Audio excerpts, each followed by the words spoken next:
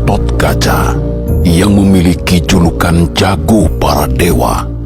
Dalam versi pewayangan Jawa dikenal sebagai sosok yang memiliki kesaktian luar biasa hingga disebut memiliki otot kawat balung wesi. Percampuran gen manusia dan raksasa membuat tubuhnya begitu kuat, bahkan memiliki taring saat dilahirkan. Belakangan, taring itu dipotong oleh Prabu Kresna untuk menghentikan sifat buruknya sebagai keturunan raksasa, lalu dididik menjadi manusia yang penuh nilai dan berjiwa kesatria. Layaknya manusia setengah raksasa, tubuhnya kekar tinggi besar, berkumis lebat, sekaligus memiliki berbagai senjata pusaka maupun aji jaya kawijayan. Salah satunya adalah sebuah ajian yang dikenal dengan nama Aji Brajamusti, dan inilah kisah tentangnya.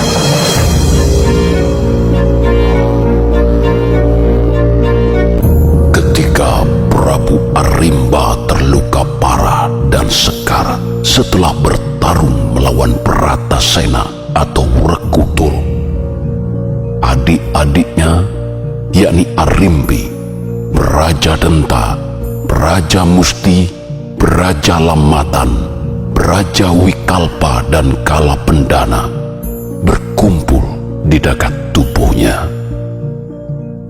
Di hadapan mereka semua, secara kesatria, Arimba meminta pada Bratasena untuk menggantikan kedudukannya menjadi raja di Pringgandani. Tapi Bratasena dengan hormat menolak tawaran itu. Penolakan ini membuat Arimba mau tidak mau mewariskan tahta pada Arimbi, adik perempuannya. Kala itu, tidak ada satupun adik laki-laki Arimba yang menentang. Semua berlapang hati dan menyatakan setuju, bahkan mengangkat sumpah untuk tidak mendendam pada Bratasena, sekaligus menghormatinya sebagai kakak, sebagaimana mereka semua menghormati Prabu Arimba. Diangkatnya Arimbi sebagai penguasa baru menandai bahwa keturunannya jugalah kelak yang akan memimpin Pringgandani, bukan adik-adik dan keturunannya.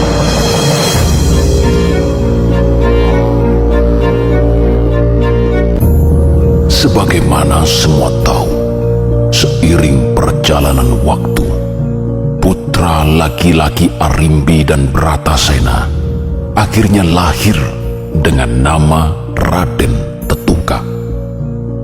Setelah diceburkan ke kawah candra di muka, dia secara ajaib tumbuh cepat menjadi dewasa dengan berbagai pusaka sakti para dewa tertanam dalam tubuhnya.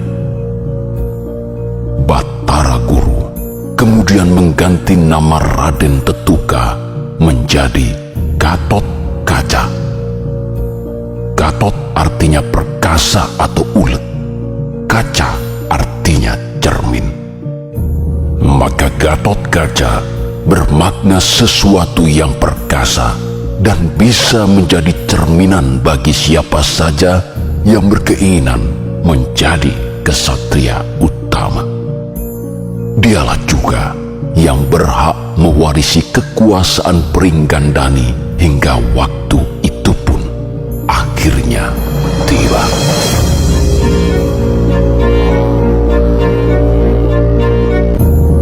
Suatu kali, Kadipaten Gelagah Tinunu tempat Brajadenta tinggal mendadak kedatangan tamu. Dia adalah Patih Sengkuni, diiringi banyak sekali punggawa Hastina. Tujuan kedatangannya adalah untuk menjalin persaudaraan lebih erat antara Pringgandani dan Hastina. Sangkuni mengaku diutus Prabu Duryudana memperbaiki kembali hubungan yang sempat rusak di masa lalu.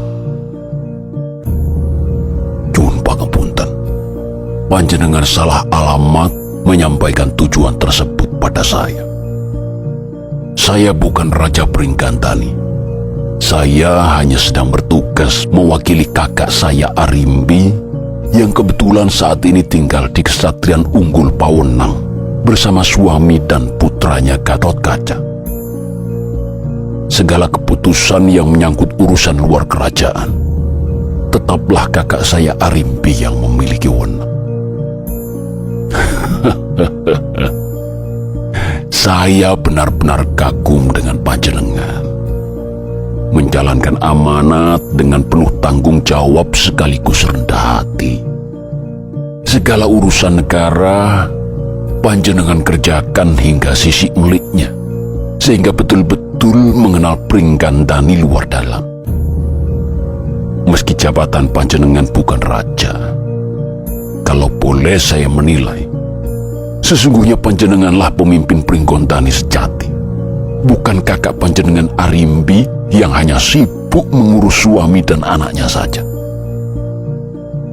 Panjenengan telah mencurahkan segala tenaga dan pikiran untuk kepentingan rakyat, bukan untuk kepentingan pribadi.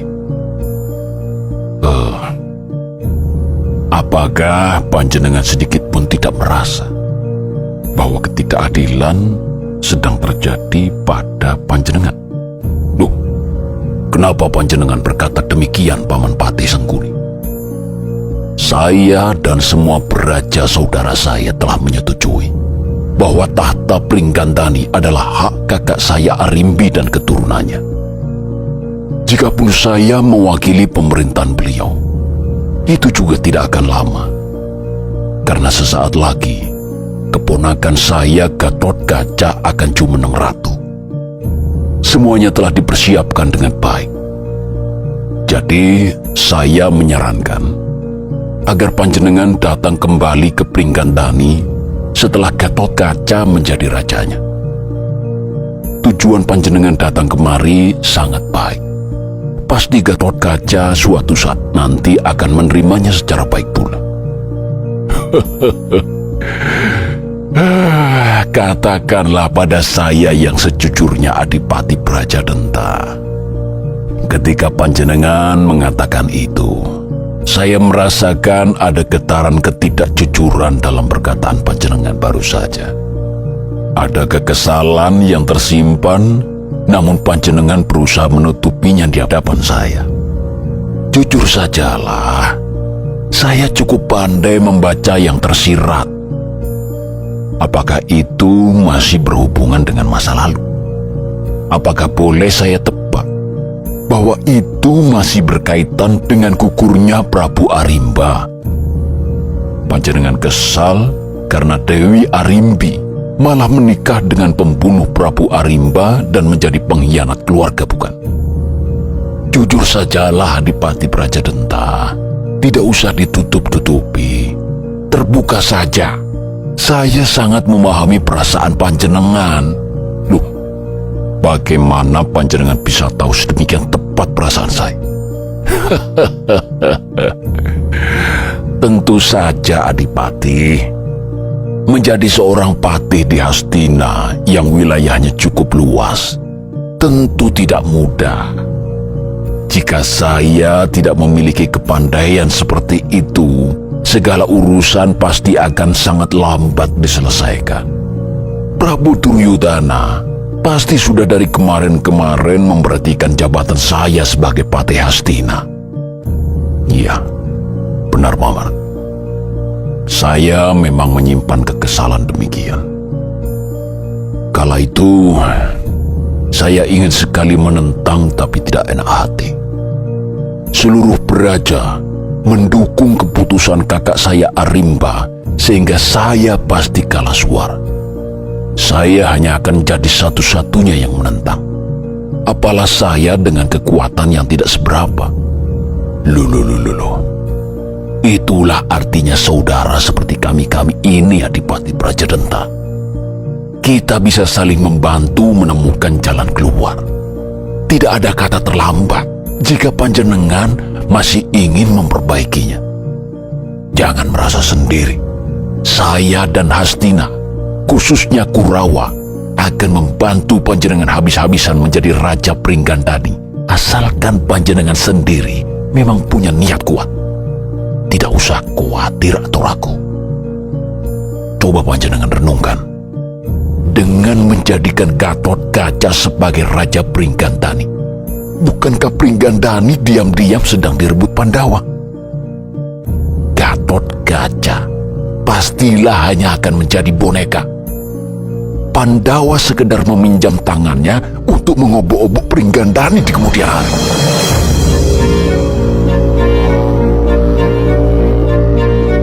Terdiam Brajadenta mendengar kata-kata Sengkuni. Tiba-tiba dia teringat sebuah ramalan dari masa lalu. Dada Brajadenta bergemuruh. Nafasnya memburu. Darahnya seakan naik ke ubun-ubun kepala dengan cepat. Tekadnya untuk menghalangi pengangkatan Gatotkaca menjadi Raja Pringgandani mendadak membulat. Di hadapan Sengkuni, Brajadenta menyatakan tekadnya untuk menolak Gatotkaca. Mendengar hal ini, Sengkuni memberi dukungannya. Jika Brajadenta dan Kadipaten Gelagah Tinunu membutuhkan bantuan, jangan sungkan-sungkan untuk mengatakan padanya. Mewakili Duryodhana, Sengkuni siap mengirimkan prajurit-prajurit terbaik Hastina untuk memperkuat pemberontakan Brajadenta.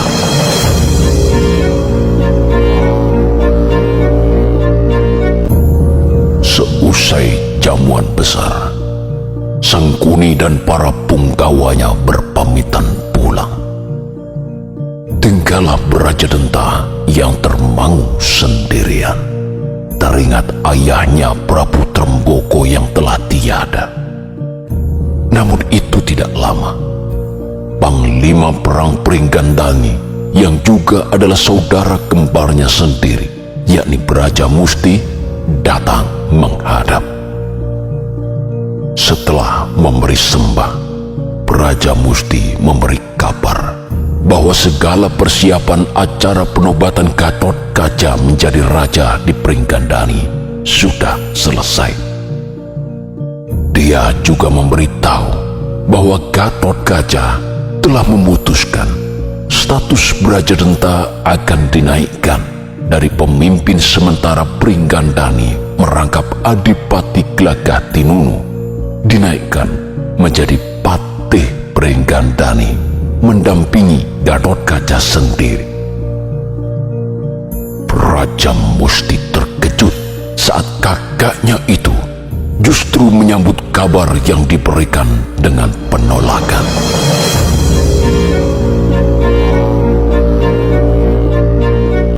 Aku ingin penobatan Gatotkaca tidak dilanjutkan lagi, Brajamusti. Keputusan itu sama sekali tidak sah karena melibatkan pihak di luar Pringgandani. Loh, pihak mana yang panjenengan maksud, Kakak? Pandawa. Gatotkaca pasti telah banyak meminta pertimbangan mereka. Bukankah itu hal yang wajar, Kakang? Ayah Gatotkaca adalah Pandawa, sementara Gatotkaca dan ibunya selama ini juga tinggal bersama mereka. Tentu jika ada apa-apa, Gatotkaca akan meminta saran dari mereka yang terdekat. Dalam penilaianku, selama ini Pandawa terlalu banyak ikut campur Brajamusti. Gatotkaca hanya boneka, sementara merekalah yang memainkannya. Apakah kamu lupa bahwa Pringgandani telah bermasalah dengan Pandawa sejak lama? Prabu Pandu telah membunuh Prabu Tremboko ayah kita. Selanjutnya, Bratasena Yowarkutoro juga telah membunuh Prabu Arimba, kakak pertama kita. Kakang Beraja harusnya membalas dendam. Bukannya malah terus-terusan seperti kerbau yang dicocok hidung. Ikut saja kemauan mereka, termasuk dalam hal pengangkatan Gatotkaca kali ini. Kakang, mengapa Kakang tiba-tiba berubah demikian cepat? Ada apa ini? Apakah ada yang mempengaruhi Kakang? Tolong, ingatlah sumpah kita di hadapan Kakang Arimba sebelum beliau mengembuskan nafas terakhirnya. Sumpah yang menghapus segala permusuhan kita dengan Pandawa, lebur dalam cinta Mbakyu Arimbi dan Raden Bratasena. Mari, kita jaga sumpah itu dan kita bawa sampai mati. Tidak, aku tetap menolak pengangkatan Gatotkaca.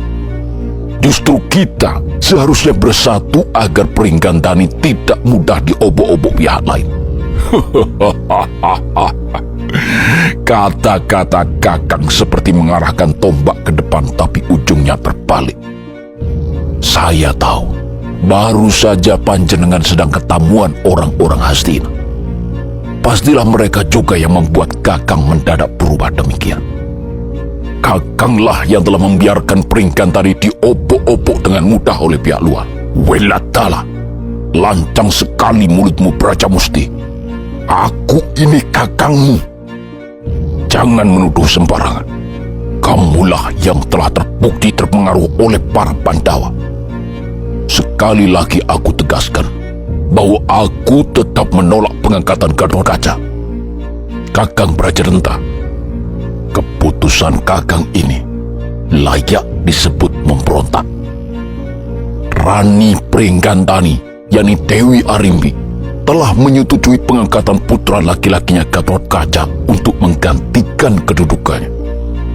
Dengan demikian, Kadipaten Gelagah Tinunu telah melawan keputusan raja. Terserah apa katamu, aku tidak peduli. Jika Gelagah Tinunu harus angkat senjata, maka itulah juga yang akan aku lakukan. Sekarang, tidak ada gunanya kamu di sini. Pergilah cepat, jika tidak ingin ragamu hancur di sini.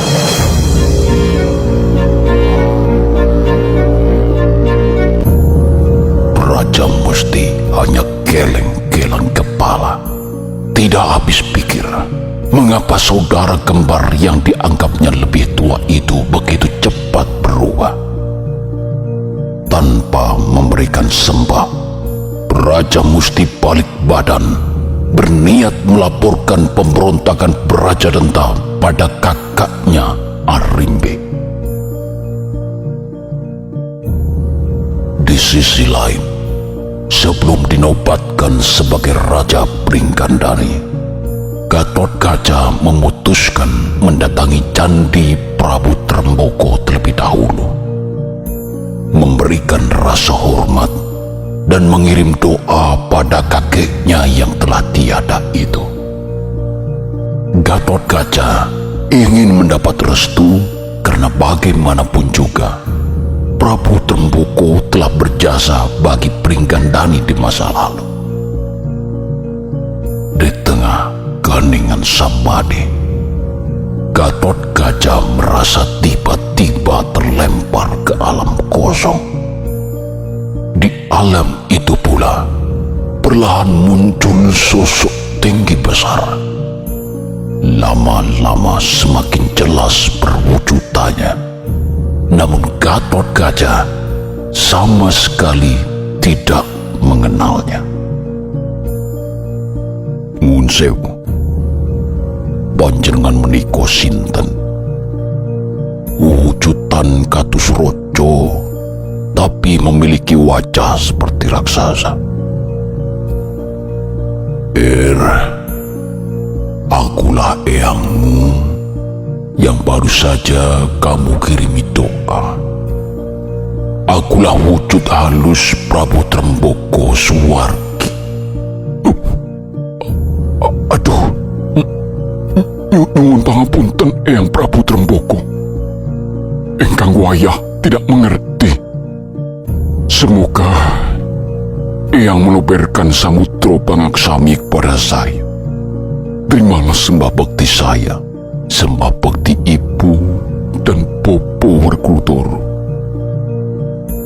Tak tompo sembah bakti mungkir, juga sembah bakti Popo lan ibu.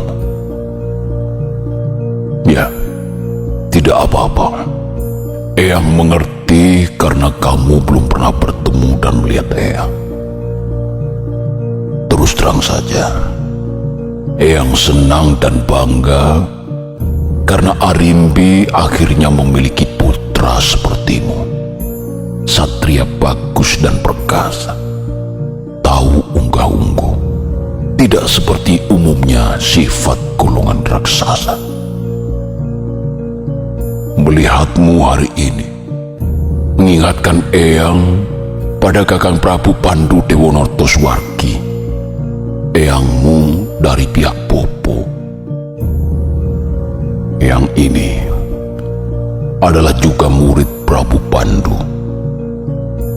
Dari beliau, eyangmu ini pernah mendapat ilmu kesaktian berupa Aji Brojodento dan Aji Brojomusti.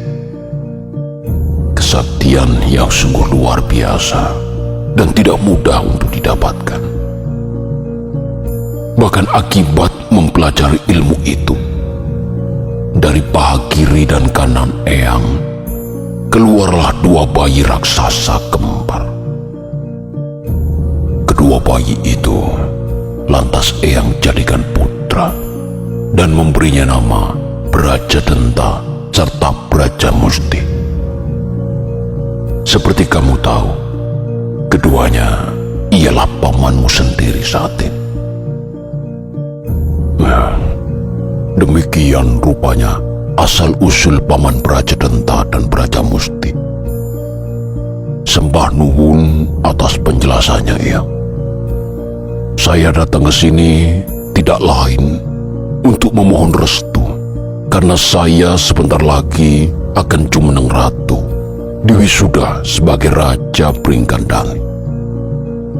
Iya, Eyang tahu. Sungguh tidak berhenti rasa bersyukur Eyang. Selain bertemu dan mendapat sembah baktimu, Eyang juga bisa mendengar langsung bahwa kamu akan diwisuda sebagai Raja Pringganda. Tapi ketahuilah, Nger, ketika kamu naik ke atas tahta, ajal dua pamanmu Brajadenta dan Brajamusti akan segera berakhir juga. Tapi mereka tidak akan kemana-mana. Mereka akan bersamamu dalam bentuk ilmu kesaktian, menyatu dalam ragam. Aduh, Eyang, kalau tebusan saya diwisuda sebagai Raja Pringgandani begitu besar dan mahal, saya sebaiknya batal saja menjadi Raja Pringgandani. Bagaimanapun, Paman Brajadenta dan Brajamusti adalah sosok yang saya sayangi, hargai dan banggakan. Gatot Kaca, kamu tidak bisa mengelak dari pasti. Pasti harus terjadi. Kalaupun kamu menolak menjadi Raja Pringgandani, Brajadenta dan Brajamusti juga tetap akan mati. Jika sudah demikian, bukankah mati sekarang atau besok sama saja? Lihatlah rakyat Pringgandani yang telah menunggu sekian lama adanya raja baru. Selama ini, tampuk kekuasaan hanya dipegang sementara oleh pamanmu Brajadenta. Mereka menunggu dipimpin oleh seorang raja yang cakap, berbudi pewelaksono sepertimu. Menjadi seorang raja yang bijaksana, belajarlah juga dari pengalaman orang lain. Petiklah yang terjadi di masa lalu dari berbagai sisi, termasuk yang pernah terjadi pada diri Eyang ini. Jangan mudah percaya pada hasutan siapapun, meski dari pihak yang kamu anggap sepuh dan hormati. Sekarang, segeralah pulang ke Pringgondani. Para sepuh, keluarga dan rakyat sudah berdatangan untuk menyaksikan wisudamu sebagai Raja Pringgandani. Baiklah, Eyang. Ngestu akan dawu. Nyuwun tambahing berkah pangestu. Saya akan pulang ke Pringgondani. Pangestuku banyu mili ngir putuku Gatotkaca.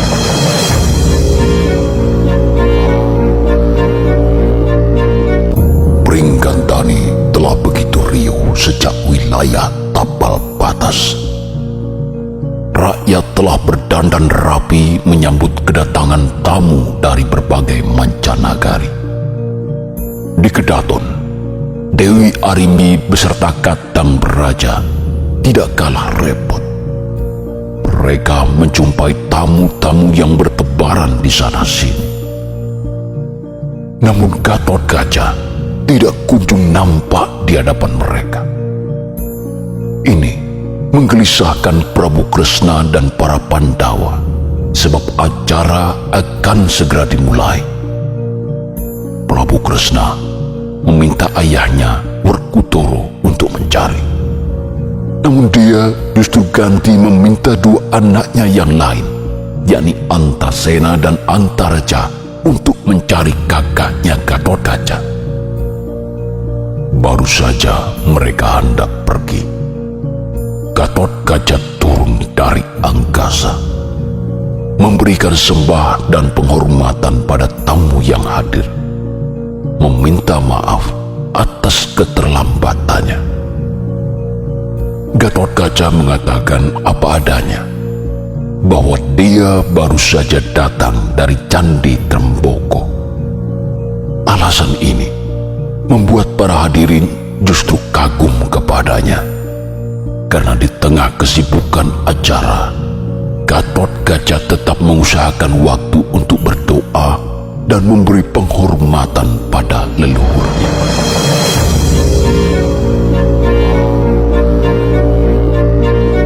Ketika Gatotkaca baru saja dituntun menuju singgasana oleh Prabu Matsyapati untuk memulai acara, mendadak suasana berubah tegang. Raja Denta tiba-tiba datang mengamuk membabi buta. Canur dan hiasan di sepanjang jalan dicabuti, lalu dilempar ke tengah jalan. Sejumlah tenda dirobohkan, sehingga mereka yang berada di bawahnya terpaksa menyingkir ketakutan. Braja Musti tertegun melihat kelakuan saudara kembarnya itu. Rupanya dia benar-benar datang untuk melawan keputusan yang ditetapkan pemimpin tertinggi Pringgandani. Braja Musti kemudian bersiap menghadapi Braja Denta, namun Arimbi mencegahnya. Dia langsung akan menghadapi Braja Denta sendiri.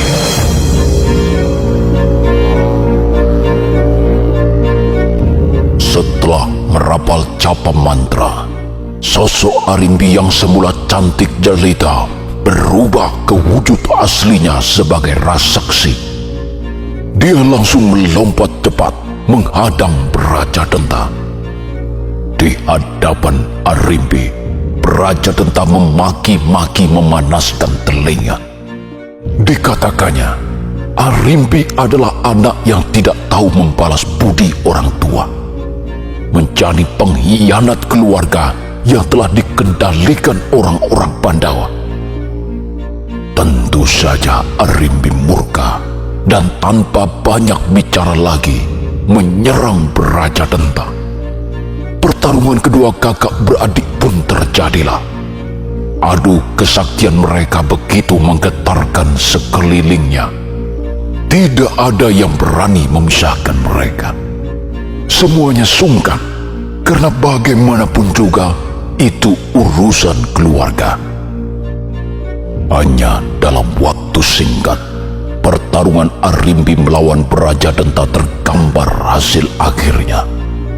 Arimbi bukan hanya terdesak mundur, namun juga terpukul berulang-ulang tubuh Raseksi Arimbi terjerembab ke tanah bukan hanya sekali dua kali, tapi dia terus berusaha bangkit menghadapi adiknya sendiri itu. Keadaan ini membuat Prabu Kresna yang datang selaku undangan menjadi gelisah. Dia tidak tega melihat apa yang dialami Arimbi. Karenanya, Kresna mendekati Wrekodara yang berdiri tidak begitu jauh dari Gatotkaca.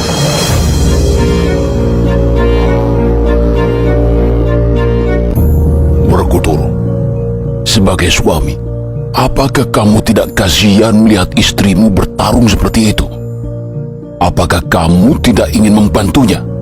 Ataukah Wrekodara memang sudah tidak sayang lagi dengan istrinya?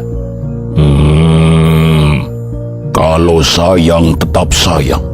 Bagaimanapun Arimbi adalah istri saya dan ibu dari anak saya Gatotkaca.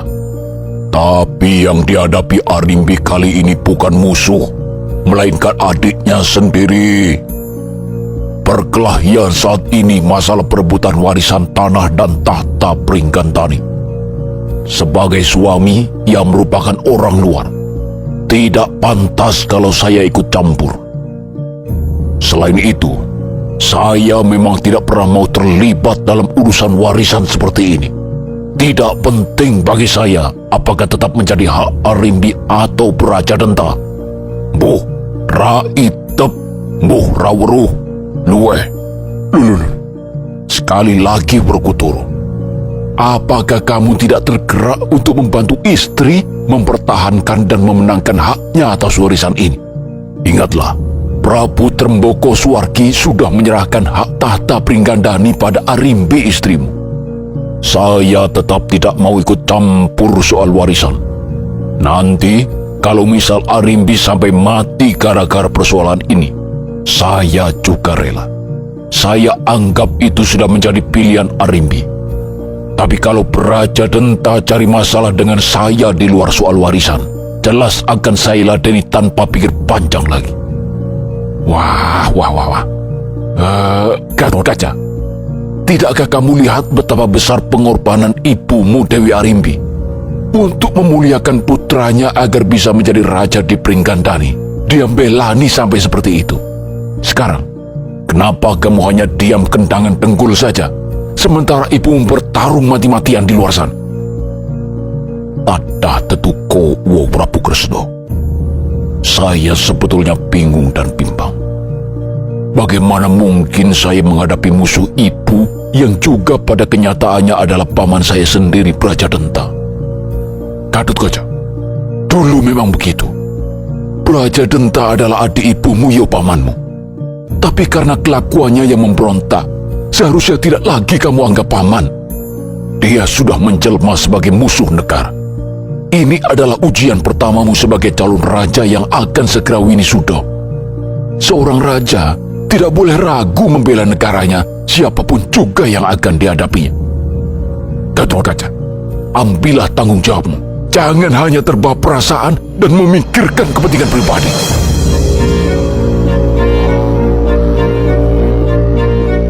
Tersentak Gatotkaca mendengar kata-kata Prabu Kresna yang serasa menghujam tajam ke seluruh jeruannya. Dia merasa tertampar dan bangkit rasa kesatrianya. Tanpa pamit, Gatotkaca segera melesat menuju medan pertarungan. Melihat ibunya berkali-kali terpental oleh serangan Brajadenta, Gatotkaca langsung menerjang dari arah belakang. Brajadenta tersungkur di tanah dan hidungnya mengeluarkan darah. Kesempatan itu digunakan Arimbi untuk mundur menjauh, sementara Gatotkaca mengambil alih posisinya sambil menyembah ke arah Brajadenta.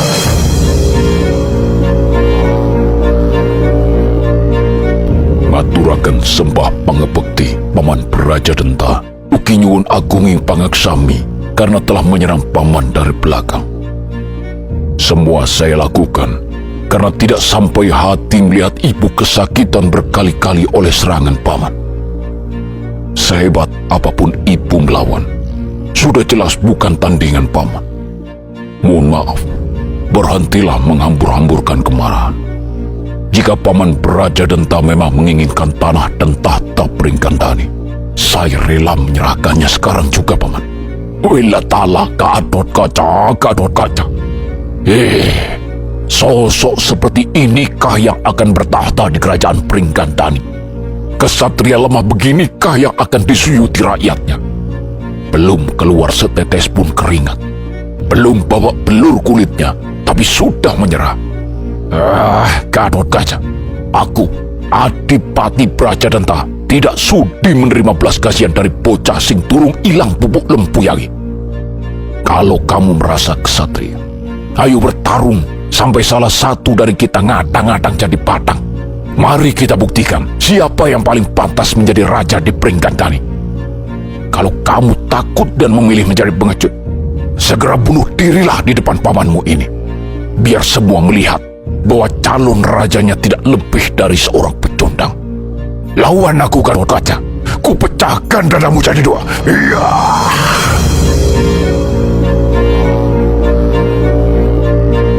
Secepat kilat, Praja Denta menerjang ke arah Gatot Kaca dengan kekuatan penuh. Melihat serangan yang diberikan terlihat sangat mematikan, Gatot Kaca menghindar. Praja Denta terus-menerus memberikan tekanan dari berbagai sisi.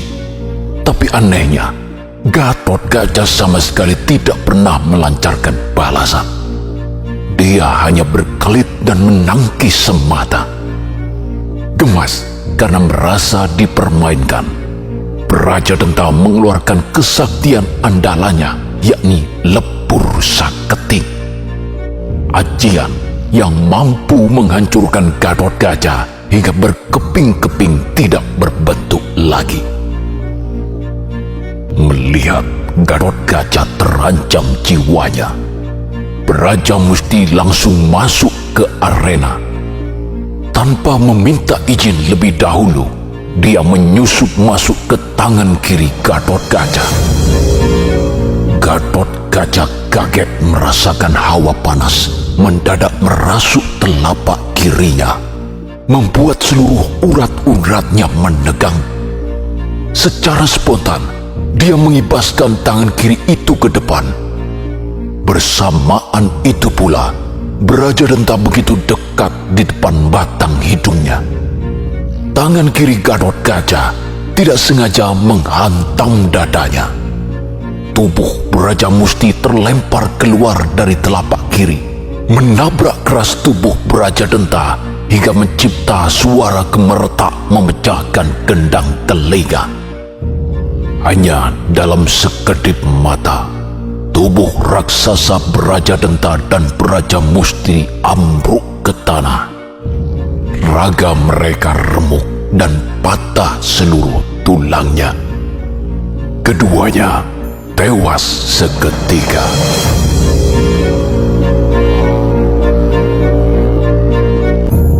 Pedih hati Gatot Kaca melihat kedua paman yang disayanginya kini menjadi jasad tanpa nafas. Tidak terasa, pelan-pelan air matanya mengalir membasah pipi. Sama sekali tidak peduli lagi bahwa dirinya adalah calon raja.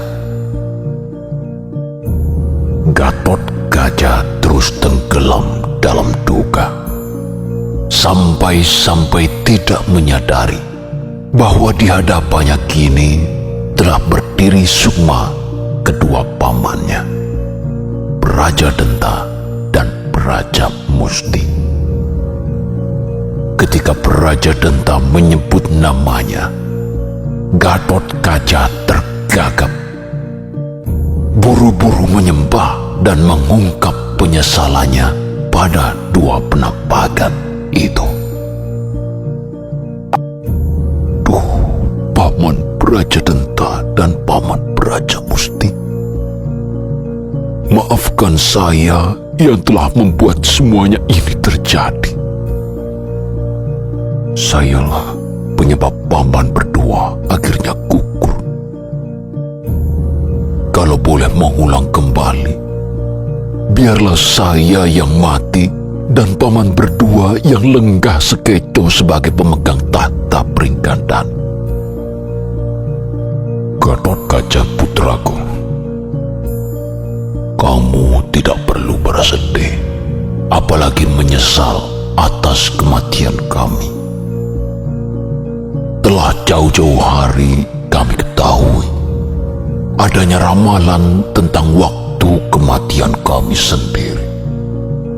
Ramalan itu mengatakan bahwa kelak ketika keturunan Prabu Pandu siap bertahta, itulah juga akhir Brajadenta dan Brajamusti di dunia. Aku, Adipati Brajadenta, hanya tidak mau mati karena penyakit di tempat tidur. Aku ingin mati secara jantan, matinya para ksatri. Karena itulah aku membuat ulah. Di samping apa yang aku lakukan adalah untuk menguji kemampuanmu dalam mengambil keputusan dari sebuah persoalan yang cukup rumit. Di satu sisi aku pamanmu, di sisi yang lain aku juga musuhmu. Kebetulan sekali Patih Sengkuni datang, mengail di air keruh seperti dulu dia lakukan pada Suwargi Romo Prabu Tremboko. Maka aku gunakan kesempatan itu untuk segera menjadikan ramalan itu nyata, membuat Brajamusti melawanku dan ikut mati bersamaku juga. Jadi ini semua sama sekali bukan salahmu. Relakanlah kematian kau. Tidak usah bersedih lagi. Kamu harus siap menyongsong masa depan yang sudah tergelar di hadapanmu. Tapi paman, bagaimana saya bisa menjemput masa depan jika tangan saya berlumur dosa? Dosa membunuh paman saya sendiri. Jangan berkata seperti itu, Ngger. Kamu justru membantu kami mewujudkan apa yang seharusnya terjadi, yakni menjemput Pesti.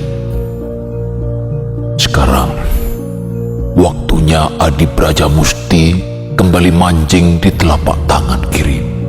Sementara aku akan menggenapinya dengan menyusup ke telapak tangan kananmu. Kami berdua harus kembali menjadi wujud ajian. Dahulu, Prabu Pandu telah menitipkan ajian itu kepada Prabu Tremboko hingga kemudian menjelma kasat mata. Maka kini, waktunya kami menyertai keturunan Prabu Pandu sebagai tanda terima kasih karena diberi kesempatan merasakan indahnya dunia. Kami akan menjadi salah satu kekuatanmu dalam mengarungi hidup, baik sebagai Raja Pringgandani maupun sebagai Senopati Amarta yang dipimpin para sepuhmu Pandawa. Mulai sekarang, berhati-hatilah menggunakan kedua tanganmu, karena ajian Brajamusti dan ajian Brajadenta telah kamu miliki.